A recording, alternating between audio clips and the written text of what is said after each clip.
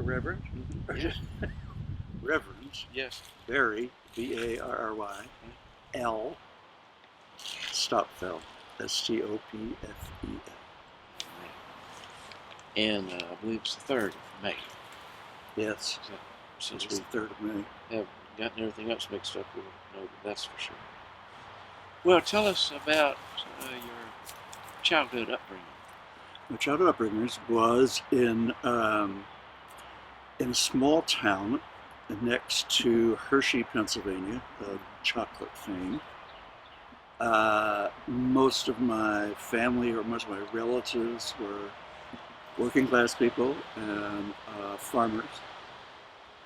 We were raised pretty piously, actually, in the Evangelical United Brethren Church, just sort of a Mennonite-like community. So any evangelical nature that I have left came from that childhood, and so we. Is Stockville German? Yes, it's Because German. There's lots of German Protestants who tend toward evangelical, and they really landed in Pennsylvania, and then they made the way down That's right. the trail and ended up in here. There were lots of seminaries in my area. One, I think it's called Otterbein Seminary. Yeah. And then along the way, and I don't remember the year, the Evangelical United Brethren Church merged with the Methodists. So the latter part of my growing up there was in the Methodist Church.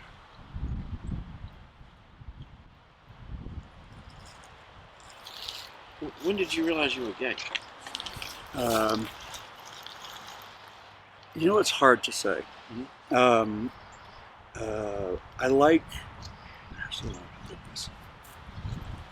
I like people a lot, and men and women. However the case and whatever the situation, I really got along well with groups of people, and so I was confused about my sexual orientation because I was so at ease with women and dated women frequently, and so I would say that my sexual orientation became clearer when I allowed myself to get close to another man. And it was late in comparison to many narratives for gay men. I was 30 years old. But it's like a lot of stories. Once you have that experience of loving relationship, you absolutely know, what your DNA is, I suppose. Right. Because you love differently than one would otherwise. You'd already launched a business career by then? Yes. Yeah. And I left graduate school, I guess I was 23 or 24 when I left graduate school. And that was an MBA? And that was, it was a marketing degree at Columbia. And I went back to Hershey to accept a job with the Hershey Entertainment and Resort Company. So for 5 years, those are the days of, Alice Cooper and Kiss and all that great stuff that we used to promote in the Hershey arena. But I was sort of a kid evangelical preacher. I was really good at witnessing in tent meetings. So there was always this. People would say, "That kid's going to be a minister." So, and I was like, "No." And when I went to college, it was 1965. And that was Columbia? And that was Boston University. Boston University. Yeah. And it was... it was a hotbed. Right, and it long ago was Methodist, and then yeah, that's right. Became Howard secular. Thurman was the chaplain there when I was there. And so the hippie protest years sort of took over my life in the churches. Although I did burn my draft card at the Arlington Street Unitarian Church. So that would, close enough to church. But I was more interested in exploring the outer world, the outer limits, I would say. And so when you think about outer limits, what do you think of religion, right? I mean, we're sort of outer limits in our own way. with Yeah, ideas about eternity and salvation. And, right. you By know, its nature, to think yeah, about the divine is yeah. to And so, growing up in the woods, I got that from a very early time, uh and because my relatives were farmers that understood the value of land, I understood how you protect it, take care of it. So that's always been part of my theology, really. But you worked in business quite a while before you decided to do a seminary, Yeah, I was 37, so from like probably 10 or 12 years.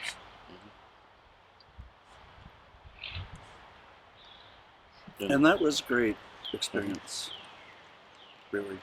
Was it Union? Union Theological, yeah, New York City.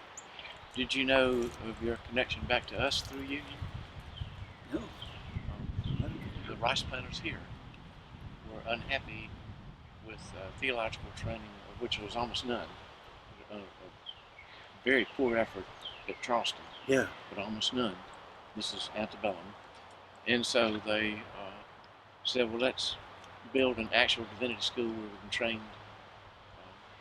priests as they should be. mm-hmm, And they put up way over 90% of the money for Union. They knew that it's going to be in New York, it can't be in Charleston. right. So they, or anywhere in the South. So they put up most of the money. Wow. And then, of course, Are they Presbyterian? no, Do you know? these are Episcopalians. These are Episcopalians. Wow. And then, of course, it changed identity, and certainly lost any identity with pro-slavery. No, In fact, became something of the opposite. right. But I'm talking about whenever it started, late 17, 90s, something 1800s. Yeah, yeah, I can't tell you for And sure. the richest 1% of the country, the rice planters, Yeah, put up what would in today's world be a $20, $30 million endowment right, to get Union started. right. And then our That's really earliest, fascinating. it is our earliest, we always had, you should be talking, not me, but we always had a New York, South Carolina connection, Hmm, though there's also considerable yeah. animosity that travel along that connection too. I know, yeah, because also as it developed at Union, there was this great theological drive toward building theologies around oppressed peoples, oppressed cultures that is still no water there. You can't go to Union without understanding, Yeah. that kind of theology. Is there an undergraduate school called Union that is in some way connected to? I don't think so. No. We have this local character, A. Tuma Porter. Ernie Porter Gal prep school. Uh-huh. That's him. He inherited a couple thousand acres, a couple hundred humans, and said he couldn't hold slaves. He's the youngest person, and freed all the slaves, and gave away the land, and then basically lived in poverty, but he could always find money for causes. Yeah. And he became an Episcopal priest, and has a charming memoir called Led On Step by Step, which sounds Calvinist, doesn't it? Yep.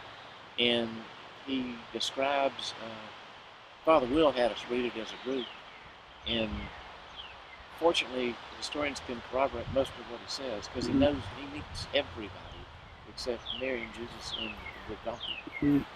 But he actually did. Yeah. And he's quite active, especially active when the war is over, and this is about the poorest part of the world, especially right here. Yeah. And of course, he's given away his money, and he's got to do something for the life of the church and other things from here to Charleston, and it's all going to be Northern philanthropy, Right. which he's a genius. Huh.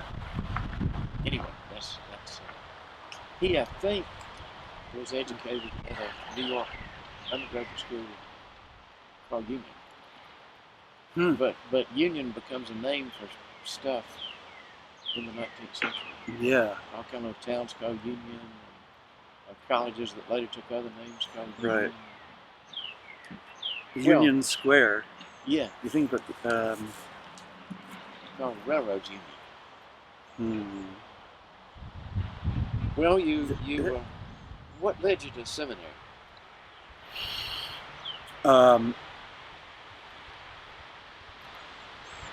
there were a bunch of things that seemed to converge at the same time. One was that while I was in the latter part of my marketing career in New York City, it was the 80s in New York City. I was a successful professional man, and my lifestyle sort of represented that. It was, so I was sort of losing my way, actually, not in any way that I would describe as, typical sort of sin kind of way that Mm-hmm. that some may talk about, but rather I was losing my sense of what mattered most in life. Mm. And that, I think, can be easy to happen to anyone in New York City, especially if one is successful and has the money and the connections Right. and all of that. And just one evening, I had gone to a fine food store called the DDL Food Show, which was Dino De Laurentiis' son, Oh, great film director, yeah. right? And I was going to a party, and I was going in there to buy champagne truffles.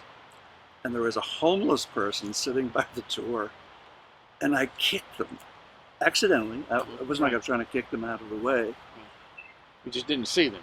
but I didn't see them, and I didn't stop. Oh, you And on didn't the go back way and say, "Excuse home, me." yeah, it was just, I don't know, on the way home in the cab, it just was like this blinding sense of light was, what are what are you doing with your life? And that started this 2-year progression of thinking and discernment and wondering about who I was and where I was and what the value of corporate success is.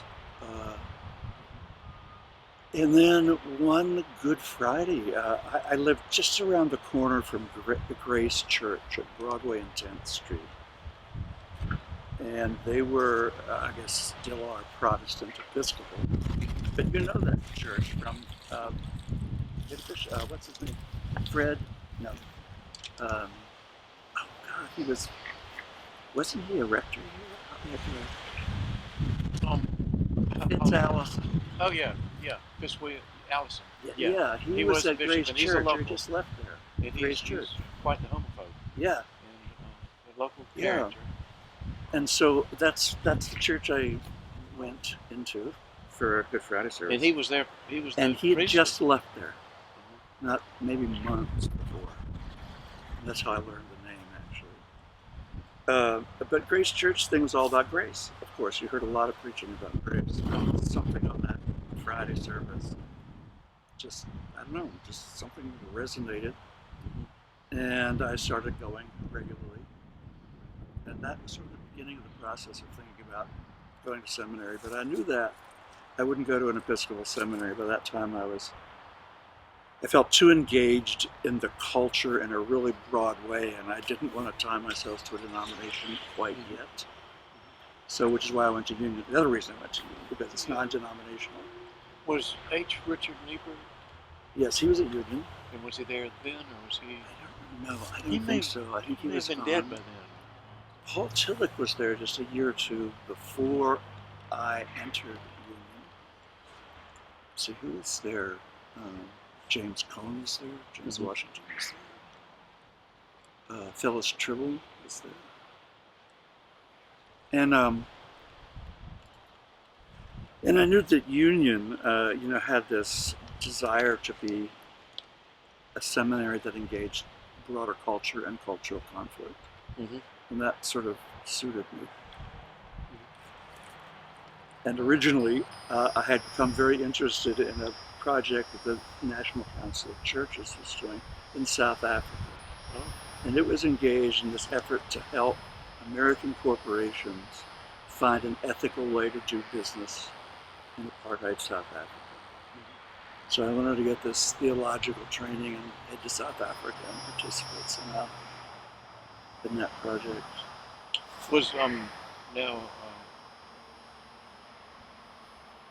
our great leaders were still in jail then, right? So Yeah. Yes. And Union's history is very interesting, as is Columbia's history, because both of those schools divested their endowments that were invested in corporations that did business in South Africa. And in fact, Union never really recovered from that decision. And that fascinated me also in terms of what are you willing to give up? What's your discipleship require you to do? Yeah, it does raise interesting questions, doesn't it? Yeah. If you're not able to train the priesthood as you once could. Right. It really, and as I say, I was in a particular world in New York City of a lot of just fast, fast living and spending a lot of money, and that has shaped my priesthood dramatically. My, my choices, my history in it, my ability to see what truly is tragedy, and to walk by human beings every day that were being thrown away like trash. You'd never forget that. I just never forgotten that. And also the AIDS. Yeah. It was at its fiercest. And when we had no real clue what in the world was causing No, it. no. So when I was thinking about seminary, I was at the point in my life where I was just waiting for it to be me. I started going to this, becoming a friendly visitor program at Bellevue Hospital, where we would visit gay men at Bellevue, even before you could touch them, even before healthcare professionals would touch them. And it was like just this horror house. And I remember thinking, well, I'm going to die anyway. I want to touch them. Yeah. It was just like this, wow, I was so free. Well, that's the parallel in the Black Plague. Yeah. When the good priest died. Yeah. And the bad priest wouldn't see anybody. Wouldn't see anybody. Which left exactly me with a cadre of really bad priests. Yeah. And I will tell you that most of my friends are like, what? Are you out of your mind? I'm like, well, if I'm going to go out, it might as well be it's holding someone's hand. It's almost Thoreau and Emerson. Yeah. What are you doing out there? What are you doing in there? Yeah, it was really weird, and the contrast between the life I had been living and that was like, whoa. Well, this is not unlike St. Augustine. Right. What do you think? Do you think you needed that earlier life of excess? Absolutely. To appreciate? Absolutely. You couldn't have got there through thinking, or no, I couldn't have.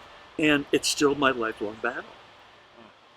I am both ascetic and self-indulgent at the same time. Yeah. Or I understand the pleasure of money. So that helps me a lot when I'm dealing with people, particularly in congregations where there's a really broad safety net, where there's a lot of economic privilege. Yeah. Because I know what the draw is. I wish I had all the Armani ties now. I could sell them for a lot of money. All the suits. Yeah. I tried to trade them in seminary to pay for books, and I couldn't get money for them. Of course, not the seminarians, but others in Manhattan. Was right. Was that going on too? Absolutely. Yeah, it was just what had to be done. And if you're really trying to live your life with some sort of deep, significant longing or calling to be in the church, I can understand why those compromises were made. Yeah. So I don't have a lot of judgment about it. I wish it had been different, because in some ways those men lost a whole hunk of their lives that sure did. Yeah. Sort of energized them in some way that couldn't be. And I'm sure all are good fathers and good spouses, and Yeah. But well, that kind of gets back to that larger question about what do you give up? right. Do you give up whatever you might be able to give Yes. by refusing to go to seminary because they weren't living gays? Right. Or do you fake it and serve That's the best right. you can. Yeah. Black people, particularly those of light skin, could pass Right. and go through these dilemmas, which seem parallel to me. Yeah. I think they really are. I think they really are parallel. There were times, for instance, when some of us who were gay or lesbian and were working to throw open the doors of the church to some diversity about it, we'd get pretty exercised about. I just speak for me, another man who gained both prestige in the church, their heterosexual privilege, and didn't have to pay anything. And there were those of us who were willing to give it all Right. to help, which would ultimately help that other person. Mhm. So there were times when all of us were giving up some sort of integrity or personal moral value Right. to help this effort to grow in the church. So that it wasn't easy amongst the tribe, let's Yeah. just say. Lots of debates about it. So I would say too that part of my life, being a single gay man in New York City, informed how I went about becoming a candidate. Because I entered seminary and then worked with the church as an out gay man. And part of what I learned there was once one reveals one's essential self, you have nothing to lose. That's also wildly freeing. And I never thought I'd be ordained. So I'm like doing it because I had to do it. Because a lot of people get seminary degrees without being ordained. Right. And it wasn't a prize to me. It was never the prize that I was going for. The prize was changing people's spiritual understanding of human beings. It was really the thing that attracted me. Otherwise, I just was in the little journey. Yeah. It was just ordination. It's weird. It's weird because I had spent those years climbing the ladder in corporations. Right. So I didn't want to. Why would I make the sacrifice I made and want to climb another ladder?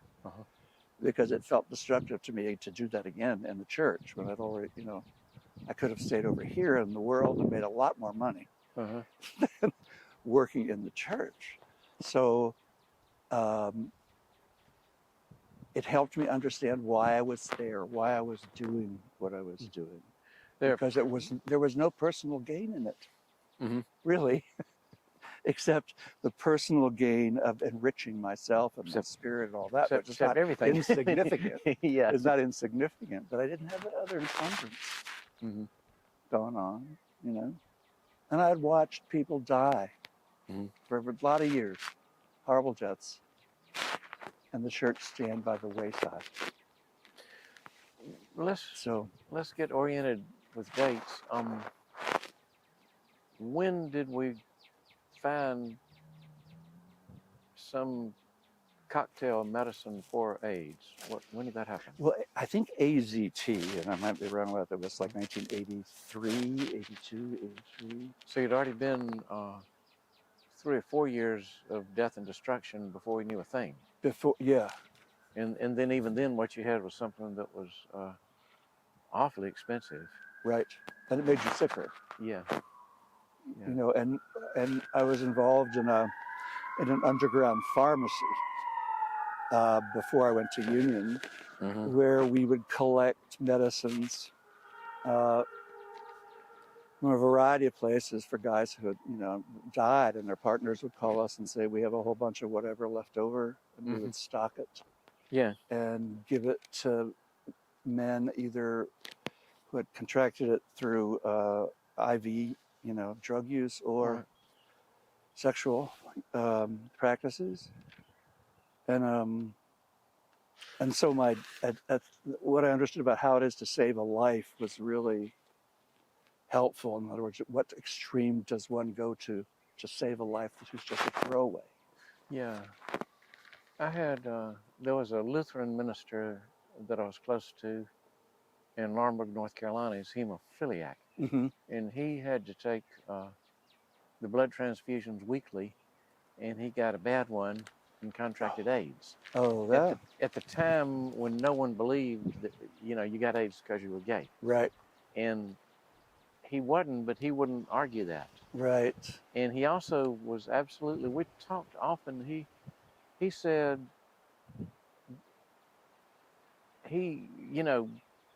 people who are addicted, they got it by using dirty needles. Yes. He'd got it by using a dirty needle, and there was no difference between him and them. Mm-mm. And he refused.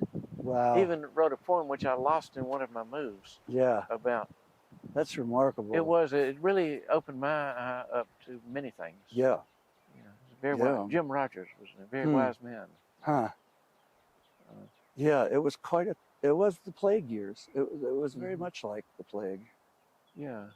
And, I think what it taught the gay lesbian, mostly the gay male community, about how much they needed each other. And you realize that if no one else is going to save you, you really have to step up. Mm-hmm. Now Stonehenge, it was years later, wasn't it? No, let's see, that was... I don't mean Stonehenge, I mean Stonewall. Yeah, Stonewall, I heard what you meant. I think it was 70s. Let's see, I graduated from... So that fight had been made and won. It had been a while, yes. But now you've got this other fight. Yeah, exactly. Right. It was just this constant period of trying to get those who were in authority, whether it was police or government officials or church officials, to stay alive in spite of it. There were some churches in New York City who were extremely helpful and right there with us, and some Episcopal churches. Was Grace useful? Grace was not. No, as you said, it was very conservative from the beginning. It began to loosen up, and I remember my interview with them because I've decided that I wanted to be sponsored by Grace Church. Yes. Which was sort of a kamikaze mission at the moment. Uh-huh. But they had asked me, they knew that I was gay, and they'd asked me to be part of their AIDS resource committee. And so that's what gave me the start. I thought, let's see how serious they are about this. Is this about, what is this about other than helping people who are ill? Is this...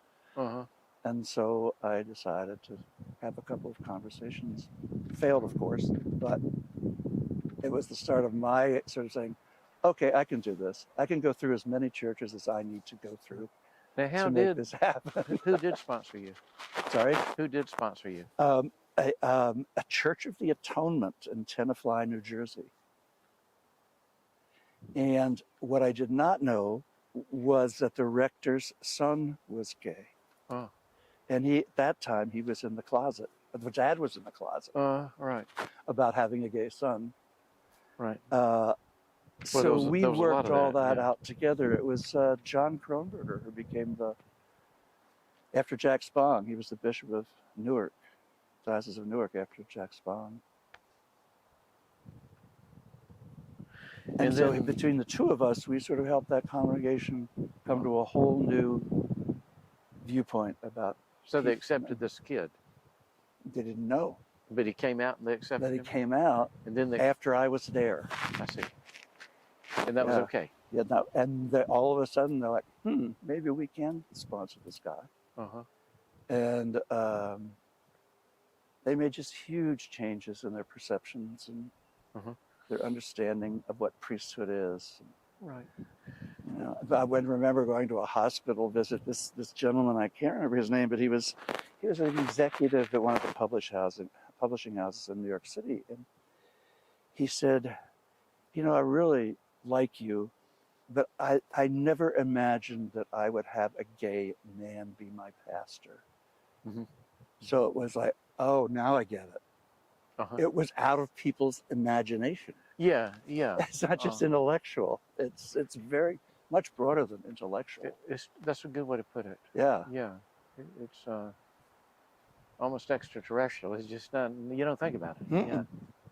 Yeah. Mm-mm. And so we didn't go into deep discussion, but Uh-huh. I said, why do you think that would have disturbed you? And he said, well, in some way, I don't know you.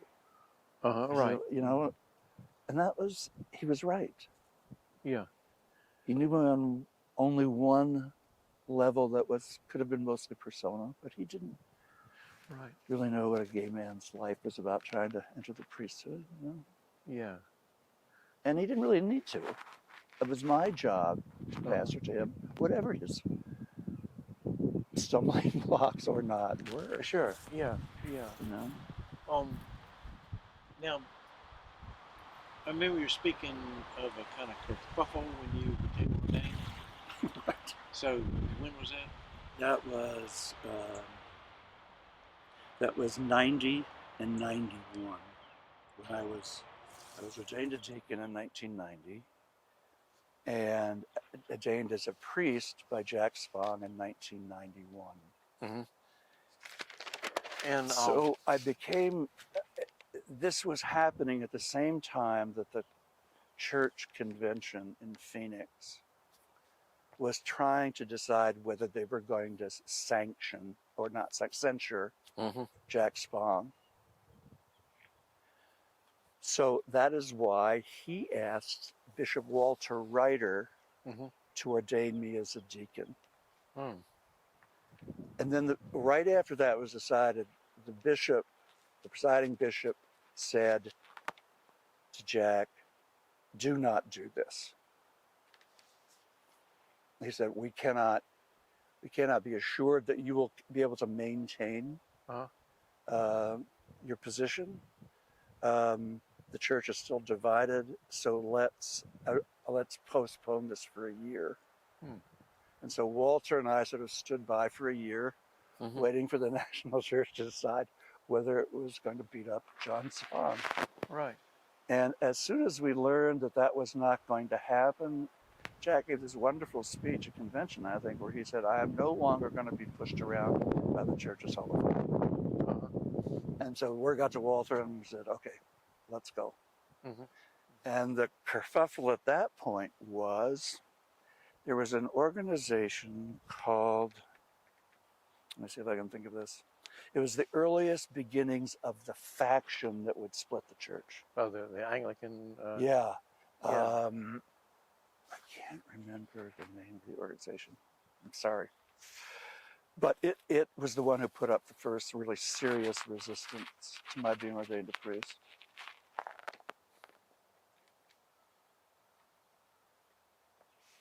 And but it didn't really stop anything. Didn't stop Jack, no. Yeah. No, so he said, we're going to go ahead Right. with this.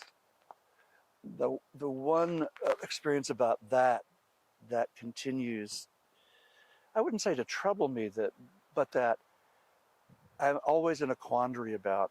And he asked, there was a class of deacons who were going to be ordained Mm-hmm. when I was not going to be ordained. And Mm-hmm. several of them were gay and lesbian who were in the closet. But they were in, not out, yeah. Right? And so Jack was very frank with me. He said, do you want me to hold all deacon ordinations until you're free to do it? Uh-huh. I look back on that now and I think, yeah, that's what we should have done. Oh, yeah.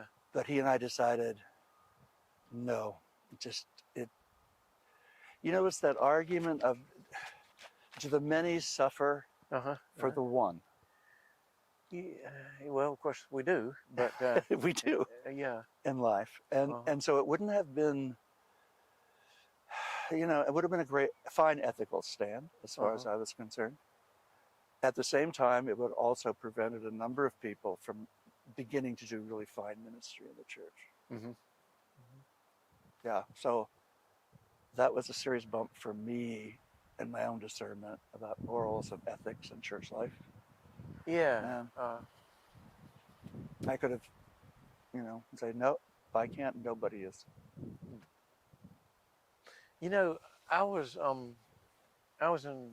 I went to Chapel Hill, which was liberal on especially sexuality, and yeah, and changed and tried to understand. And that wasn't my image of Spong at all. I had he made some kind of speech about Mary, and I'm very, I mean, I see it differently now, but I was very Mary. You didn't talk that way about Mary, Right. and so I just didn't like him. Yeah. And I didn't know that he was this hero for gays. Yeah. I knew he was a hero for aspects of civil rights, Mm-hmm. but I didn't know this other side of Mm-hmm. him. And I you know, suspect a lot of the hatred wasn't about Mary, but about yes. yeah. He just loved the church, and that's what people also don't understand about him. He loved the church, and he just believed deeply that the biblical mandate needed to be rethought if it was going to be a church that was lively and vital. And he always believed he wanted smart clergy. Yeah. So every year in spring and fall he would sponsor a lecture series for clergy with well-known theologians, men and women, people like Karen Armstrong, Marcus Borg, Dominic Crossan.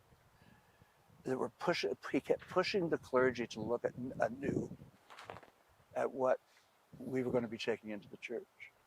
And he said one time in a conversation with me, he said, Barry, I can teach a chimpanzee to do the Eucharist, but I can't get people to use their minds once they're in the church. It troubled him that we didn't keep thinking about theology as we became priests. I don't think there would have been another bishop who would have handled me, actually, when I look back on it. I think Jack and I were sort of like meant to have this relationship. It wasn't always easy. I mean, Well, he's making you think. Yeah. And not letting you make an unthinking decision. And he was a great pastor to his clergy. Really terrific. And that's not known about him either. Yeah, history tends to humble one, but in those few areas where I still had some sizable ego, I've learned that I was wrong as the day is long, and I've been pretty properly humbled now. Yeah, I appreciate that for myself.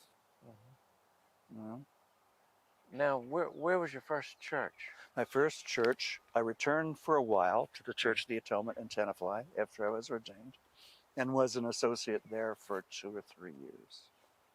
And then I was called to St. George's Church in Maplewood, New Jersey. And that was a big deal in the diocese because there's this broad consensus among clergy and leadership that gay and lesbian people were only going to be called to churches that had no other option. So that we would end up in sort of struggling, dying down and out inner city churches. Right, yeah. And so I broke that mold. And for whatever reason, that was significant to a lot of people who had a lot of impact. Is this when you're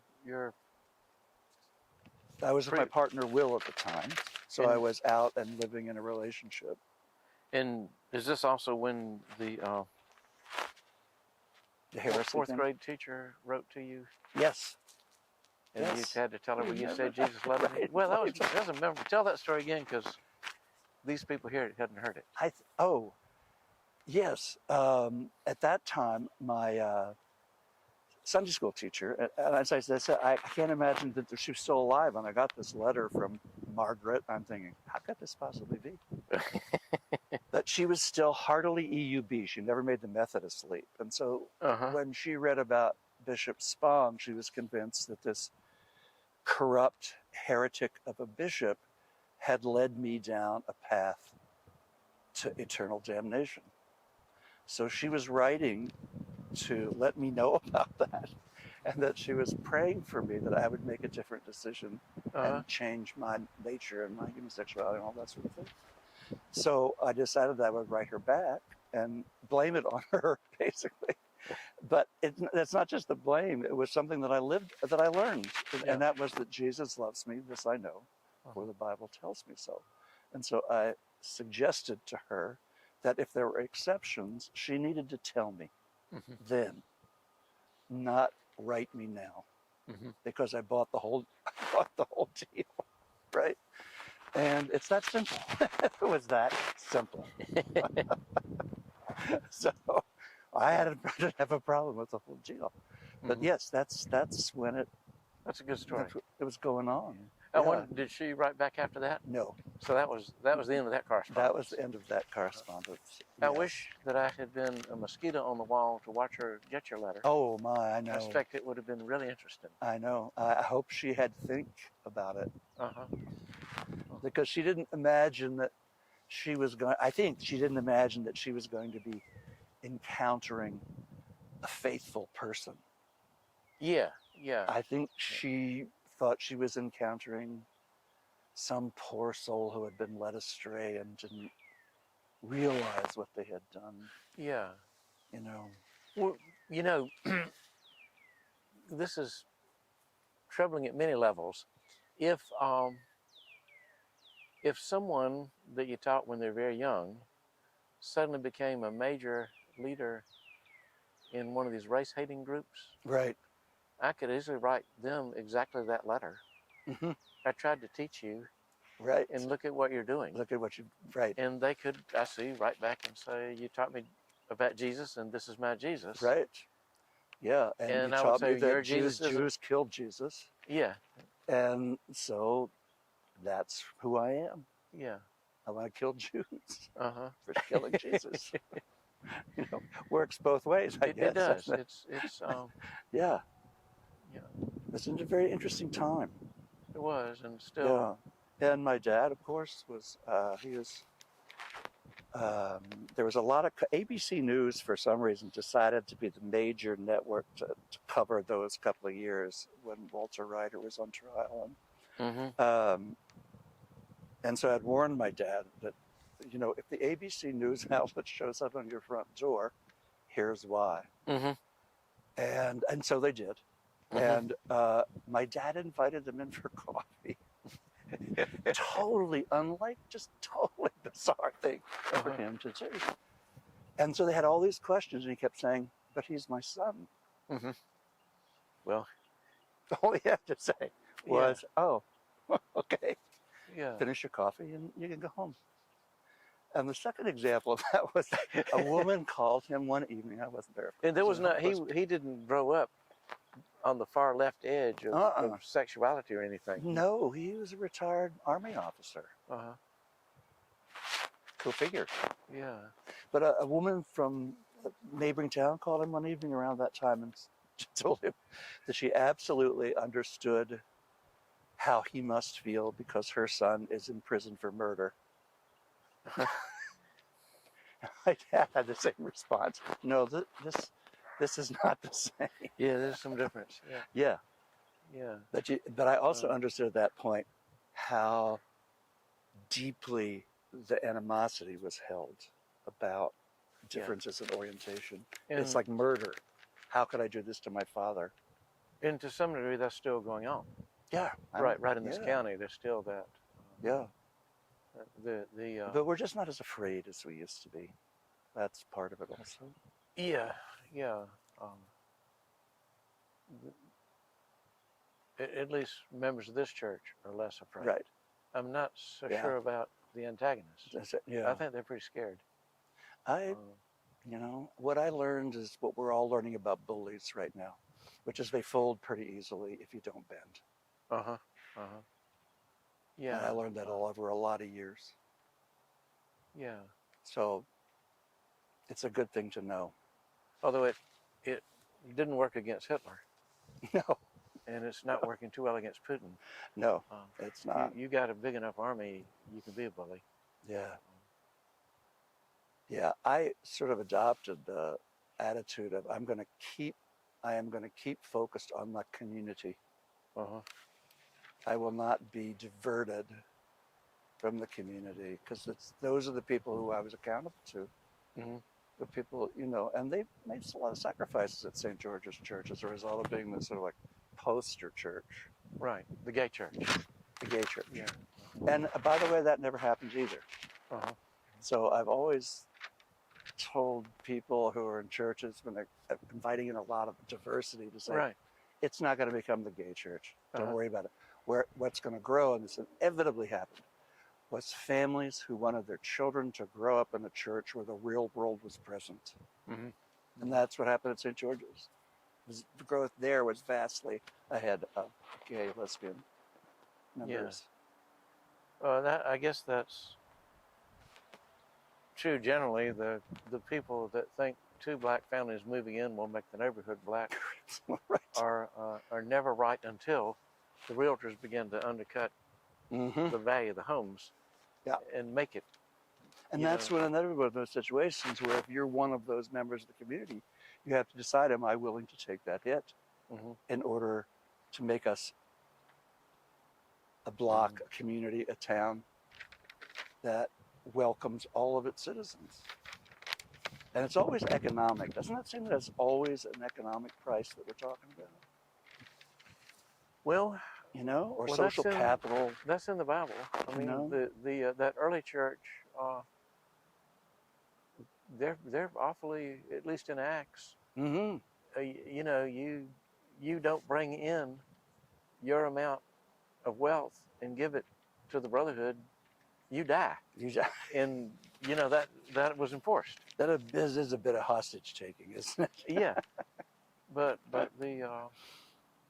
the whatever you want to call well-being, wealth, Right. however it's measured, is the final sticking point. Isn't Mm-hmm. It's, Yeah. Well, who do you worship? Really, I guess that comes down to. Yeah. Who or what do you worship? Yeah. Now, I don't know, I might change my tune, but if I end up in a refrigerator box under a overpass on 95, Mm-hmm. but for now, we're good. Yeah. I just don't want to be a part of getting someone to that underpass. That's the thing. When did life change for you from being there's a constant kerfuffle to just he's another priest? There was a long break in there, Jack. I'm trying to think. I left St. George's Church. Mm-hmm. The kerfuffle was mostly over. Mm-hmm. Will and I had written a book called Courage to Love, and we did this national book tour. And at that point, I was just really tired. I just could not see myself continuing at St. George's and having a really vital, energetic ministry. I needed to take a break. Mm-hmm. So what we did was move to a farm in the center part of Pennsylvania near Lewisburg. It's a wonderful Amish farming valley. We bought this farm for retirement. And so I decided I'm going to go to the farm. Will is going to remain in New York City to keep his job. Mm-hmm. And after some conversations with the bishop in the Diocese of Central Pennsylvania, I was asked to talk to the youth convention that first summer I was out there in Lewisburg, which is where Bucknell University is, and on spirituality and ethics, and talk specifically about sexual orientation and being out, and is that all of the ethic and moral implications around that.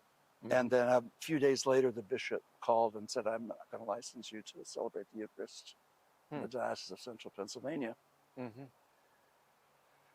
One of the priests there, a rector there, who was very conservative, just put up enough of a fuss to scare him. Mm-hmm.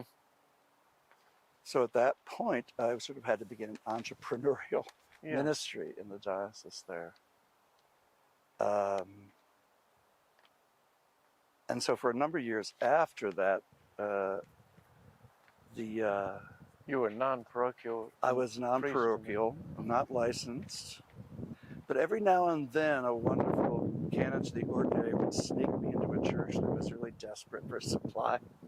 He said, as long as you don't celebrate the Eucharist more than 6 times in any one place, we don't have to worry about this.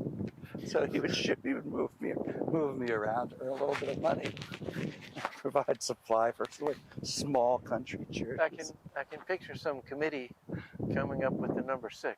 That's right. Can't you? And arguing it's 9. at some length. It's not an arbitrary number. It's been some committee decided what it is. And And it may vary from some time guy to probably time. left the priesthood because he wanted 7. I know, it was just crazy. It was just crazy, except that it did some real damage in terms of our financial welfare. Yeah. And but soon after that, Will and I separated. We had been together for 15 years. Mm-hmm. And he is now an itinerant Buddhist monk. So it's sort of a wild switch there. Yeah. And he was ordained as a UCC minister. So we left the relationship and he went to a Buddhist monastery and did the whole deal. Well, he chose the right route to have such a complex theology that they couldn't make rules. That's right.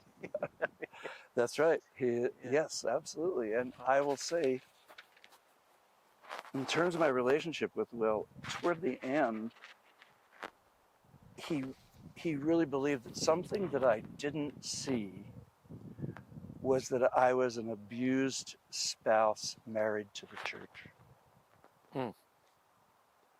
And I think that more than anything started the relationship fraying, because he believed, he would say, I don't know why you don't want to leave this relationship.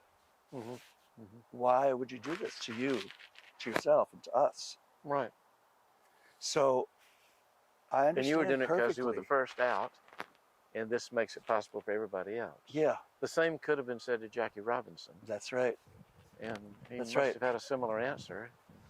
It's, it just becomes one more piece of what I look back now as I gave up. But I believe, I believe he's right. At the trial of Walter Reiter, his wife, Nancy Reiter, turned around in the pew to us and said, I'm so sorry you have to take this abuse. And she was talking about the rhetoric that was being used. And that was the first time I really saw it as abuse rather than just pretty nasty rhetoric. So that began to change me also. Yeah. So anyway, it was a long period. We got back with your question, really. Well, but it's not a quick process, and part of it is that you are a little disengaged from day-to-day Episcopal work. Right. I was doing God's work, but not for the Episcopalians. And Bishop Spahn said, whatever you decide to do there, entrepreneurial or otherwise, I will consider it an extension of your Episcopal ministry, so that I could keep my pension and my health care. And that was a great gesture. Yeah, Bill was. I think Bishop Lawrence here got assurances about not losing his pension before taking the whole diocese out. Right. In his grandstand. Yeah, it's significant. It is a significant piece. Well, I would not. I had the TIAA as a professor, and I would not have wanted to give that up. It's more than Social Security. Right. And makes all the difference. It does put you right above the refrigerator under the overpass. Yeah. And of course, I was on my own at that point. So I was, non-stipended Episcopal priest, trying to keep his head above water in the world. Without your lover, you're alone. Yeah. Yeah. Yeah, but I did learn how to take care of a 25-acre farm, which was also a different kind of lesson about the theology of creation. So I cannot say that it was ever wasted. Not in a million years. Do you look at Do you look at forward movement? Yes. Did you, the current, the poly, Yes. just like our Alan, Yeah. he describes things you learn on the farm. Mm-hmm. And then the woman writing before him, Mother Kim, Huh. she makes very similar, she's part Cherokee, Yeah. but they both talk about the land and the farm Right. in the Episcopal Church in Mhm. ways that I certainly didn't hear about when I was growing up in the Episcopal Church. No. And well, of course, it helped me to look at rogation Sundays very differently Both than I had before. Both reflected on rogation. Yeah. Yeah. Yeah, I get it and now. Rochelle Thompson, the managing editor, Mm-hmm. she specified rogation as having a meaning in her part of Kentucky. Right. And it also just the memories from being in a farming community, seeing farmland. And I had a neighbor at the farm across a 10-acre field, and they were Mennonite, and they were raising organic goats. Would be organic goats. What do you call goats who are fed organic food? Yeah. And they were selling goat cheese, and goat milk, and goat fudge. And they also raised chickens, free-range chickens. Free-range goats. I guess they're free. They're not in some kind of factory. They're not. No, they're just out there on the land. Yeah. And they knew that. I don't know how we got into discussion, but I told them that I was gay, and they had no problem with it. And I learned that sometimes it matters whether you're a good neighbor or not, and everything else falls away. Mm-hmm. Mm-hmm. Very sweet people. And I got free goat's milk. And he got to use my 10-acre field to raise hay for his goats because it was an organic 10 acres. So we had this really great relationship. Yeah. May have to do with what exactly they're eating. They're not being fed some kind of Barry Bonds steroid thing, right? To fatten them up quick. Didn't do it. Yeah. No. Yeah. And they would, they had some cows for beef, but they would give me some once they're butchered, and the deal was that they couldn't tell me which one it was. Yeah. Because they had names for all of them. Right. Yeah. You don't. And they would say tomorrow, being taken away. I'm like, great, fine.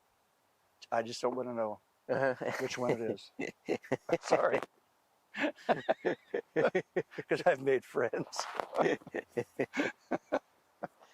Well, how did you're in Pennsylvania doing non-parochial work things, then you get back in somehow. Well, yeah, get back in? I during a few of those years, actually, I was ministering to a Unitarian Universalist congregation near Bloomsburg University that had been started by 12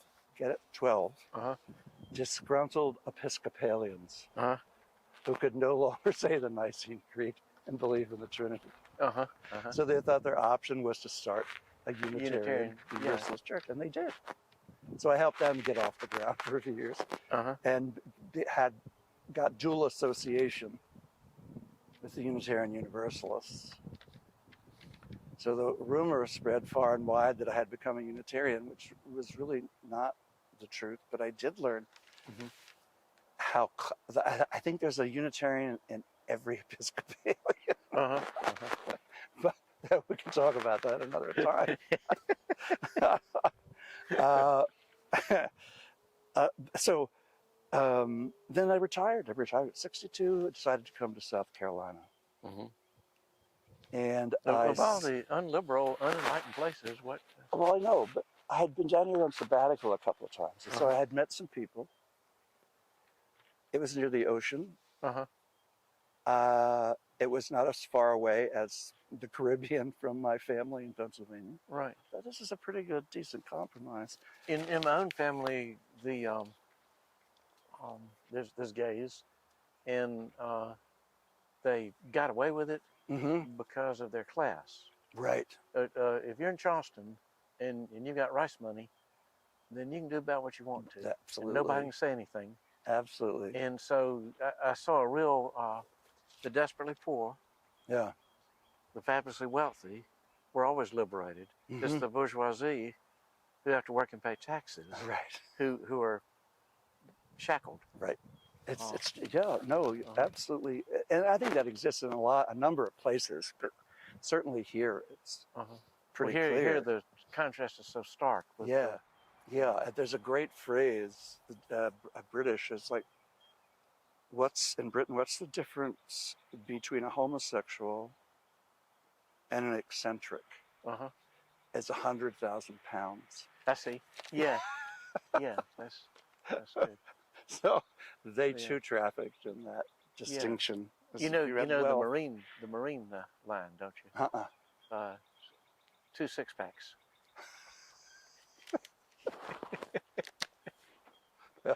That reminds me of some other Uh-huh. Yes, we sayings that are probably not appropriate for Yeah. this particular interview. Yes. So I see this article in the paper about St. Anne's, this group of people splitting from St. Paul's, Mm-hmm. and they were needing clergy help. And so I just wrote a letter to Rebecca Lovelace and to Dan Ennis, Mm-hmm. who were two of the founding members, and said, look, I'm here, this is me, I'm glad to help you out. Dan was my dean. And that's when it started. And it was at St. Anne's where I could finally be the priest that I wanted to be. And did they have the University Chapel then? Was it? Yeah, we were at Blackie Chapel. Uh-huh. Yeah. Yeah. How did they choose Anne? How did they choose Anne? You can have Matilda or Bertha, or how did they come up with Anne? St. Anne. Oh, St. Anne. Yeah, Mary's mother. Why? I don't know. It's got to be. There's reasons. I should for have all paid things. attention to that, shouldn't I? Yeah. Yeah, I don't remember why it was St. Anne. Because she's broader than, I think people associate her with education. Uh-huh. Yeah. But she was also the patron saint of thresholds. Oh, Stepping right. beyond the That's even better. threshold, Yeah. Right? Back to our limits. Yeah. Yeah. Okay. I knew there was a reason. So it might, I don't know, we could be making it up, but anyway, Uh-huh. it was St. Anne's where I finally just was able to. And when you wandered into my class, I believe That's right. you were at St. Anne's then. Yeah. Yeah. Yes. And Coastal's unlike anywhere I'd taught.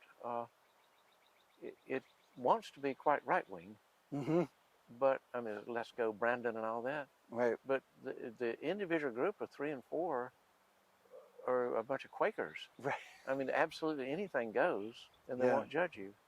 Yeah. I know. It's interesting territory, isn't it? It's yeah. It really is. Yeah. I like that school a lot. Yeah. I enjoyed being there without ever particularly understanding anything. Right. Well, I think, at St. Anne's, for a priest, Mm-hmm. the pleasure of helping set sail was significant for me. When you have nothing but open seas ahead of you, and you can pilot this boat as need be without any strictures from the former life. It really is like a resurrection of sorts. Mm-hmm. So they weren't constrained at all except by their faith and their generosity, their desire, and Right. it was just bubbling all over the place. I guess by then, Cathcart Smith and other people from here were long gone. Yes. They were memories. Yeah. Yeah. Because they were not straight up and down normal on anything. No, and Yeah. well, of course they helped build St. Paul's, right? Yeah. Yeah. And then of course you have Rebecca, who is like a force of nature on her own. It was wonderful to be around her. But that was every priest has this fantasy about being in that element sometime. Mm-hmm. And I got the privilege, and it's great. Really, really wonderful. Mm-hmm. And then one thing turned into another, and I'm priest in charge. And it was good. And now look, Will, what are you going to do with Father Will? Drags me in here. He had the right deal. He made the right deal. He He's like the Rams. He enough with these young quarterbacks. I'm getting a veteran. That's right. And Get we'll the win the older Super Bowl, ones who right? creak and You're Matthew Stafford. barely do the steps. But I will get to use some of my wisdom, and that's also a privilege. It is. You know, really, because I think as an old person, I feel so invisible so much of the time. Uh-huh. Our culture just doesn't look at us because we don't produce anything anymore. That's right. That's right. So they're not sure about our worth. Yeah. Um, We can quantify my worth. They shouldn't be sure about it at all. sure. Well, I sort of feel the same way, Uh-huh. you know, but it's who I am. And that's sort of been my, my mantra through it all, Uh-huh. was that if I became more and more authentic, Mm-hmm. that was the gate. I like the and and the threshold. Yeah, it's good, Really, isn't it? that fits back to what you said earlier about limits. Yeah. That really fits. Well, Yeah. this place is in the middle of it's like a oil tanker or something making a really slow turn. And where do you think it's going? Yeah. Because I don't know. I know where it has been, but I don't. Yeah. I don't know where in the world it's going. Mm-mm. And when we think we do, it's probably not that anyway. Uh-huh. So Yeah. you just stay and that the no course. longer troubles you. Hmm? That no longer troubles you. Mm-mm. It even you sort of like it. Yeah. Yeah. Yeah.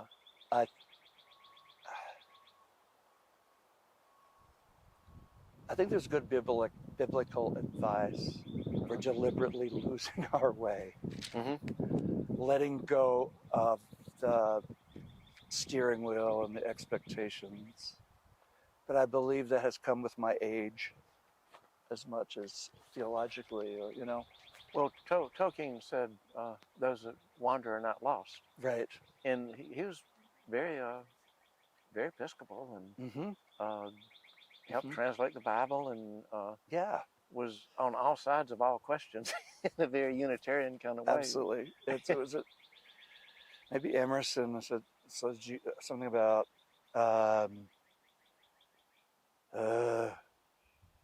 do you see the contradictions in my life? Well, I am full of them. Mm-hmm. Mm-hmm. Yeah. And I hang on to that as well. Very well, I contradict myself. Yeah. Yeah. I was quite young when I. Apparently, Jefferson said it, and then Whitman put it in a poem. Oh, yes. So we can I blame didn't know that blame history. both of these old white men, but I contradict Well, myself very well. that's who was there, so we might as well live with it. Probably Sally Hemings hummed it, and Jefferson wrote it down. Really, Yeah. Tom, I got an idea. Wouldn't that be great? It would. Well, I'm like Saint Sally. Gore Vidal. I still have a soft spot for Jefferson. What did he say about Jefferson? Oh, he said he still preferred him. Preferred him, yeah. To Richard Nixon and Warren Harding and any number of other people who had held Or in between. Yes. Yeah. I believe he also said that he didn't have a problem with heretics because they're always interesting and always right. Yes. So, great cocktail conversation with a heretic. Yeah. Well, So here we are. here we are. We did it. We may have to do it again another day, but this was interesting to me.